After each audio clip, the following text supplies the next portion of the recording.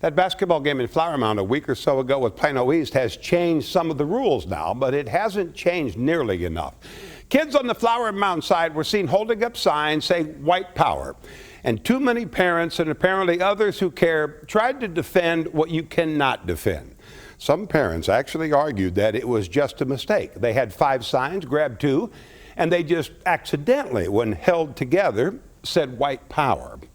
Louisville school officials say now it was no accident, and how could it have possibly been? They're taking their signs away, but there's a history in Flower Mound. When my granddaughter, who went to Louisville High, would be at a game in Flower Mound, she and her friends would hear the chant, "Welfare babies, do you know who your daddy is? Because we know ours." I feel sorry for people who find their value in the value of their home or the money they have, but I don't blame the kids as much as some of you might. Maybe because I used to be one of those kids. I was raised in a small Iowa farm town that had only one black family in the county and raised by a man who used the N-word like it was a proper noun. I think I was 12 before I realized that the N-word actually wasn't the first name of Willie Mays, Hank Aaron, Elston Howard, and so many more. My dad always referred to the black athlete and any person of color he didn't know that way, but he loved the Matthews family. Henry and Billy Matthews were good people. The whole family was. My dad always said they were different. The one black family he knew were good people. All the others he didn't know, they were the bad people.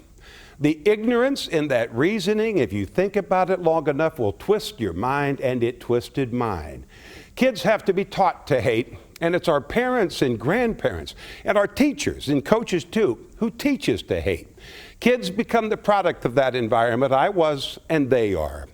The kids who hold the signs and chant their racist slurs, and it's not all of them, it never is, but their ignorance perpetuates the stereotype of all of us in Texas as a racist, ignorant people.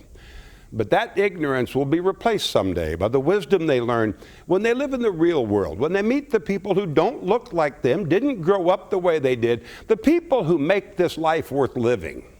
They will change. Not all of them, it never is, but they will change. I did a long time ago, they can too. But not if we try to defend what you cannot defend. And not if we stay silent and think taking their signs away is doing enough. The world will not be destroyed by those who do evil, but by those who watch them without doing anything. Albert Einstein.